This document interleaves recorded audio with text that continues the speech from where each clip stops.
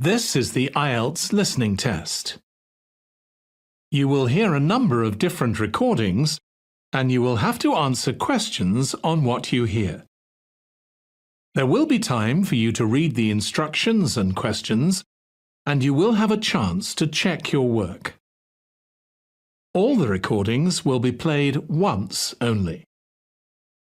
The test is in 4 parts. At the end of the test, you will be given 10 minutes to transfer your answers to the answer sheet. Now turn to Part 1.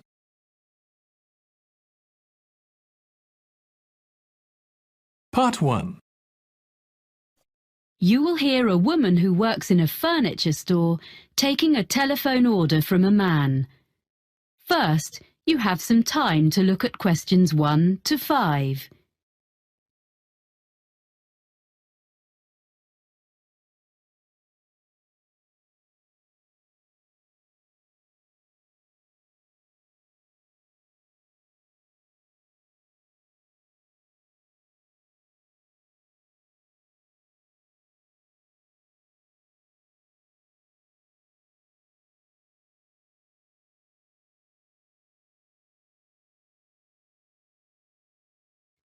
Now we shall begin. You should answer the questions as you listen, because you will not hear the recording a second time. Listen carefully and answer questions 1 to 5. Good afternoon, Megaquip. This is Sally speaking. How may I help you? Oh, hello. I'd like to order some items from your catalogue. Yes, are you an existing customer? No, I've only just moved here from South Africa, but I picked up your winter catalogue in the city centre yesterday. Fine. The winter catalogue is our current one. As you're a new customer, I need to take a few details from you. Sure. Your name is? Oscar Greening. That's Oscar with a K. Oskar? Yes. Greening. And your address? York Terrace. Here in the city? Yes. What number? It's a flat, number 52C. C. Got that. And would that be the same address for delivery? No, actually, I'm out all day, but my neighbour can take delivery at number 5 York Avenue. It's just round the corner. Okay, fine. Number 5. I've got that. And will you be paying by debit card or credit card? Well, I don't have any cards yet. I'll have some shortly, but I want these things this week, if possible. Could I come to the store and pay cash in advance? Well, I guess so. I'll make a note. I'm afraid that payment method doesn't entitle you to a discount. No, I didn't expect one for that. But what about my address? It says on the cover of the catalogue... Oh, yes, you're right. Of course, York Terrace is within the city, so you get free delivery and 5% discount on your order. Oh, good.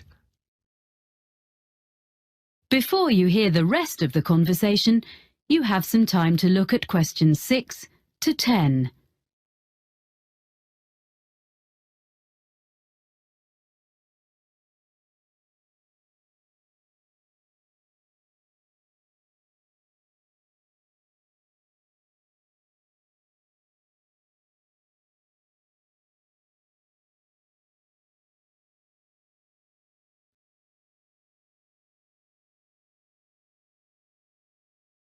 Now listen and answer questions 6 to 10. So, what would you like to order? You have our current catalogue, you say? Yes, I need 3 things for the room where I study. My office, I guess. The most urgent is a desk lamp. Is your catalogue number 664 in stock? 664? That's, not home office. It's in the living section of the catalogue. It is. I want a small one that clips onto the edge of the desk. Yes, no problem. In which colour? I'd like the greyish-coloured one, please. Oh, you mean the shade we call slate? Yes, it's a nice colour. And I wondered, could I get that when I come in to pay, rather than waiting for delivery? I really need to be able to read at night, and the lights in this flat are useless. Yes, I'm sure that'll be okay. I'll note down that customer will collect. What else did you want? Well, I need a chair which gives good support when I'm using my computer. I saw one in your home office section, and I think it would suit me. It's on page 45, item number 129. Yes. And it's fully adjustable, isn't it? Let me see. Height, yes. Back, yes. I'm not sure about the arms, though. Oh, that could be a problem. I'm very tall. What about 131 on the same page? That has adjustable arms, seat, everything. But can I get that in the same colour? I mean, the green, like the one it shows. Oh, they all come in the full range of colours. Okay, so I'll go for 131 in green then. I think you'll like that. My brother's very tall and he uses one. We can make sure there's one on the delivery van to you early next week. Oh, good. Thanks. And so, lastly, I need a filing cabinet for my documents. A little filing cabinet with 2 drawers. Okay, 2 drawers. Do you want the ordinary one or the lockable one? It's an extra £20. Sorry, what's that? You can have it with a lock, which is more secure. Oh, yes, please. Okay, so that's number 153. It doesn't by any chance come in slate, does it? Well, it's similar, but the commercial office furniture doesn't come in so many shades. So it's grey? That's right. Fine, that'll do. Now, about delivery, the 2 items will probably come at different times, as we have the chair in stock here, so our van will bring it, as I said. The filing cabinet will be coming direct from London, so today is the 29th of September, say not more than 4 days. That'll be delivered on or before the 3rd of October. You'll have them both within 4 days. That's fine. I'll drop in tomorrow morning to pay and get the lamp. Thanks for all your help. Thank you for your order. Let me know if we can do anything else for you. Thank you. I will. Bye. Bye.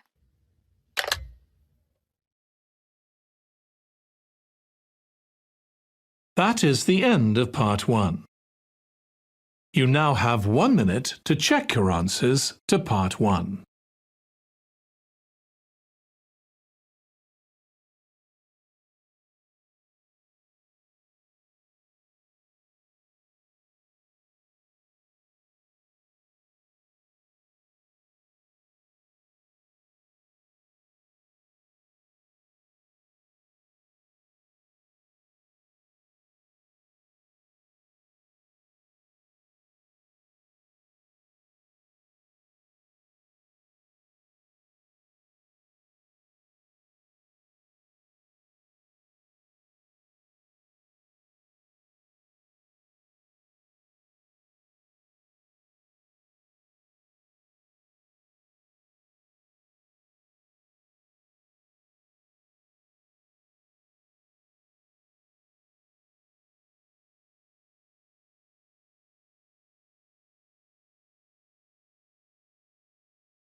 Part 2. You will hear a man taking a group of tourists around a museum site. First, you have some time to look at questions 11 to 14.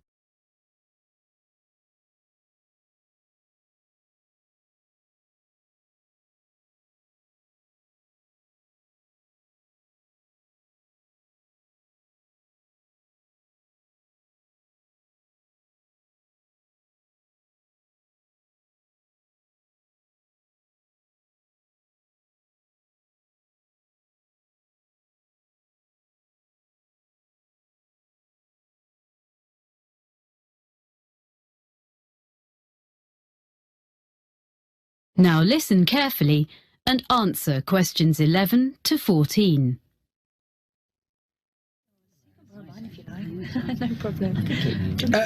Welcome to Brampton Museum. I'm going to tell you a little bit about the museum first and then show you round. As you can see, Brampton is an open-air museum.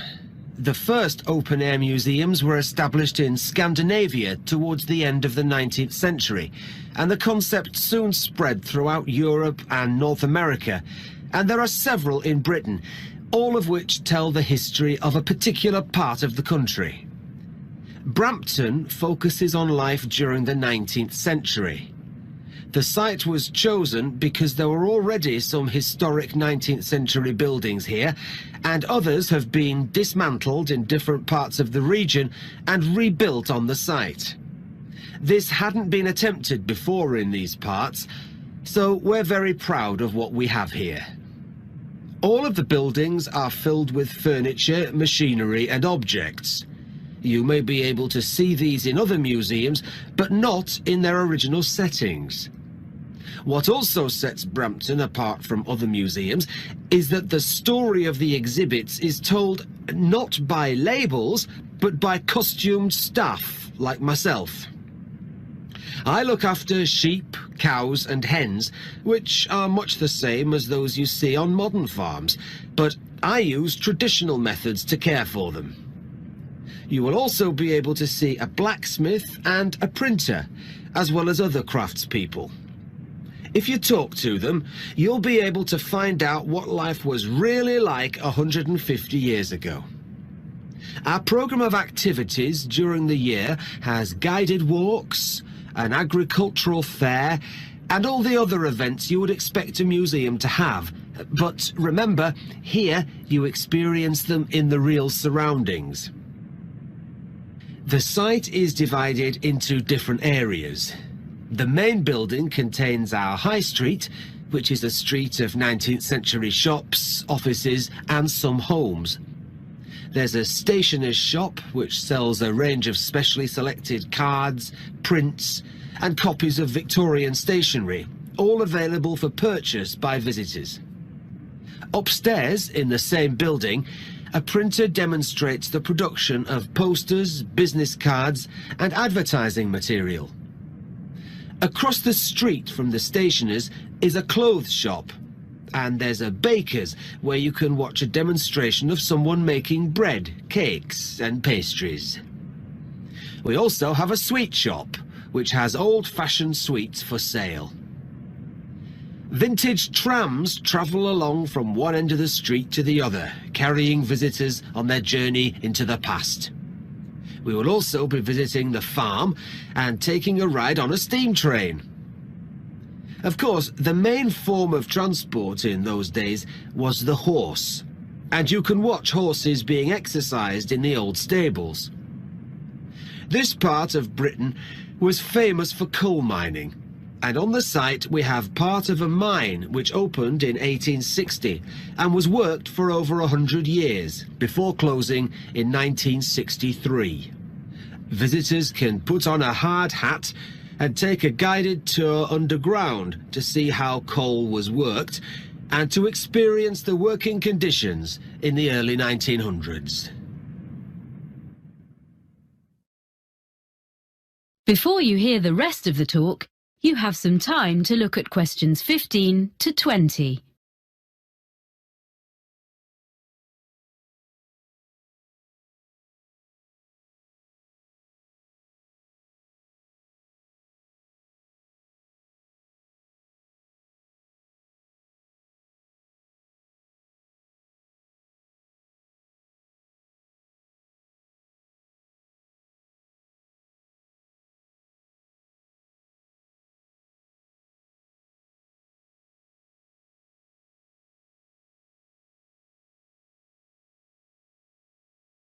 Now listen and answer questions 15 to 20. Now, if you'd like to look at your map, we'll begin our tour. The site is a bit like a circle with the railway going round the edge. You can see where we are now by the entrance, and we're going to start by walking to the high street. We'll go to the crossroads in the middle of the map and go straight on, making our way between two buildings on either side of the path.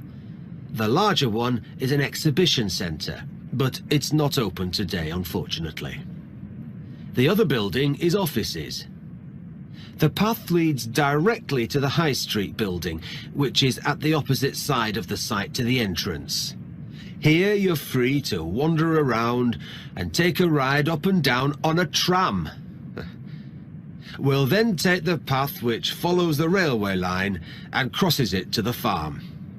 If you wish, you can have tea in the farmhouse, and there'll be time to look at the animals and the machinery. Then we cross the railway line again and visit our special attraction, which is the coal mine. It's just in front of us, here at the entrance. We'll return to the crossroads and walk through a small wooded area to the manor house. This is one of the original buildings on the site and belonged to a wealthy farmer. You can look round the house and gardens and talk to our guides who can tell you what it was like to live there. We will then follow a path which goes past the pond and will take us to the railway station, which is situated between the path and the railway line. Finally, we'll take the steam train back around the site, passing alongside the high street and the coal mine back to the entrance. So, if you'd like to follow me... Yes.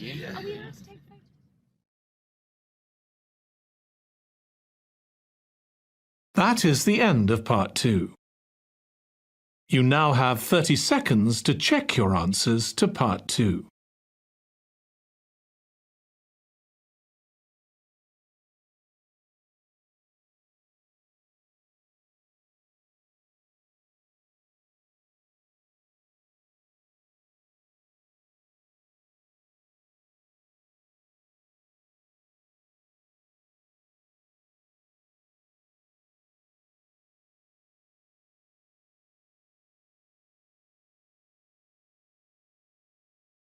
Part 3.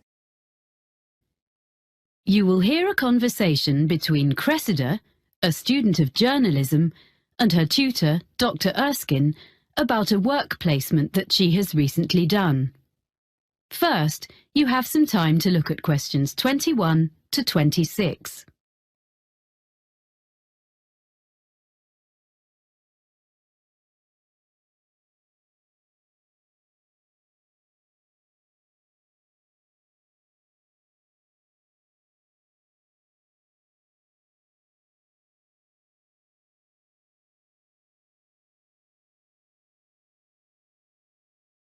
Now listen carefully and answer questions 21 to 26. Well, Cressida, that was an interesting presentation you gave yesterday on your placement at the TV News Centre. Thank you, Dr. Erskine. I did work hard on it. Yes, and you did entertain the class.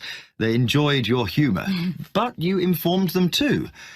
But I felt there was a bit of a backstory. You know, something you weren't telling us.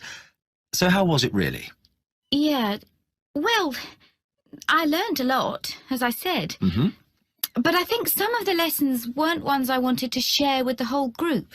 I mean, my expectations about what it would be like were too high.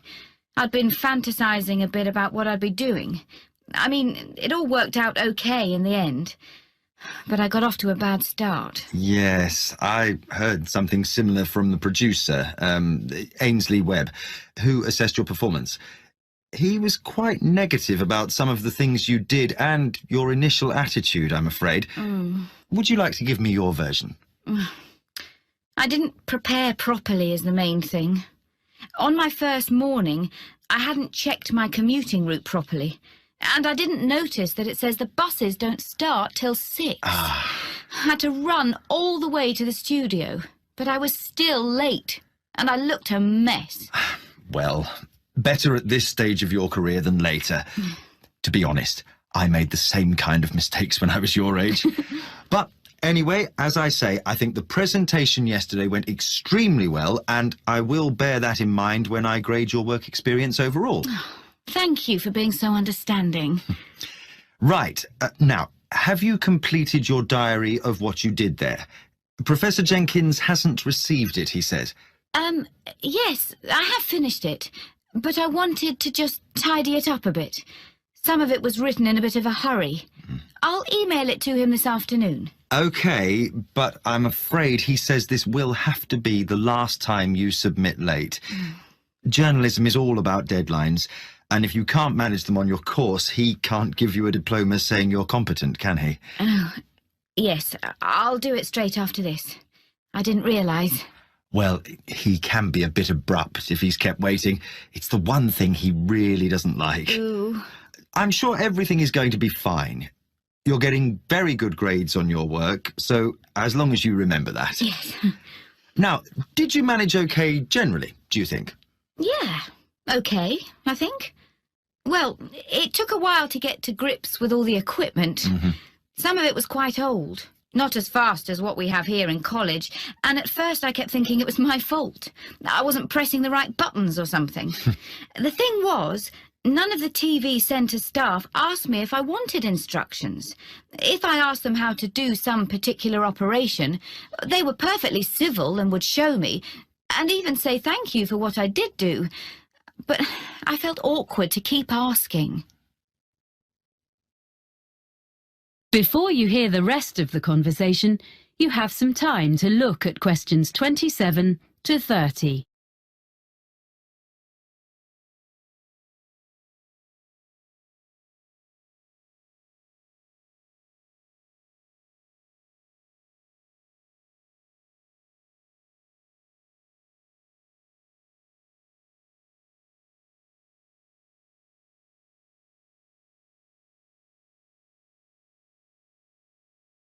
Now listen and answer questions 27 to 30. Now, well, let's just review where you are, your write-up, and what you're going to include going forward to next term. First of all, did you eventually feel you were given enough to do? The first couple of days were manic. The production team was short of staff, and I was rushing all over the building, taking messages to various people and fetching things. Of course, I didn't know my way around, so I kept ending up in some storeroom or somewhere, instead of the studio I was meant to be in. Or I mistook some important visitor for a colleague because I didn't know who anyone was. Then, after that, things sort of calmed down. So sometimes I was hanging about until someone decided to give me a chore. But I had a piece of luck at the end of the week, because they got a new bit of equipment which was the same as we have in the editing suite here, and I knew how to use it, which none of them did. So that gave me a bit of status. Unfortunately, it meant I spent the next 3 days stuck in the editing suite. But by the end, I'd shown I wasn't just a silly student. So then, when the senior reporter needed someone to go out with him when he went to interview a junior minister, I got to go along, because he knew I could handle the technical side. Well, that's good. Yes. Well, I know I need to learn from my mistakes. I mean, basically, I need to think more about forward planning. But on the other hand, I feel much more confident now. I did survive. I didn't ruin anything. I did actually make a contribution, according to the producer. One thing I want to take forward to my final assignment, though, is some reflections on ethics. Yes? I had a bit of an argument with one of the senior presenters. He was editing part of an interview, and he just changed something someone said. When I questioned him, he just snubbed me. And I mean, this wasn't some public relations expert or government professional spokesperson. It was like a member of the public. But he said, oh, they never remember what they said anyway. You want to develop this into part of your final assignment? It would be a very positive line. I can give you some references. Oh, thanks. That would be great. That is the end of part 3. You now have 30 seconds to check your answers to Part 3.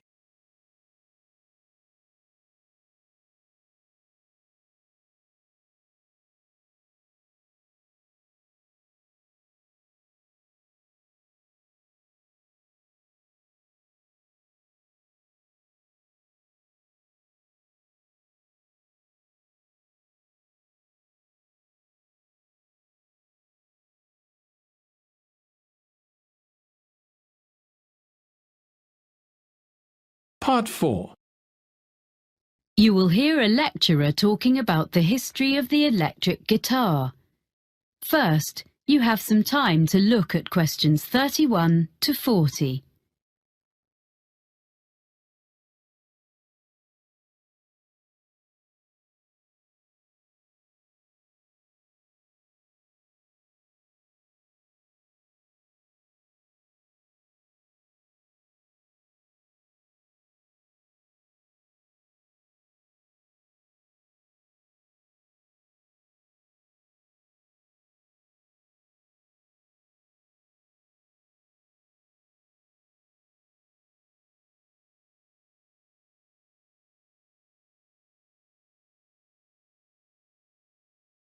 Now listen carefully and answer questions 31 to 40. During today's lecture in this series about the history of popular music, I'm going to look at the different stages the electric guitar went through before we ended up with the instrument we know so well today. The driving force behind the invention of the electric guitar was simply the search for a louder sound. In the late 1890s, Orville Gibson, founder of the Gibson Mandolin Guitar Manufacturing Company, designed a guitar with an arched or curved top, as is found on a violin.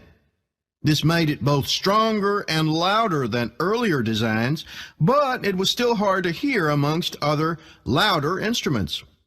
During the 1920s, with the beginnings of big band music, commercial radio, and the rise of the recording industry, the need to increase the volume of the guitar became even more important.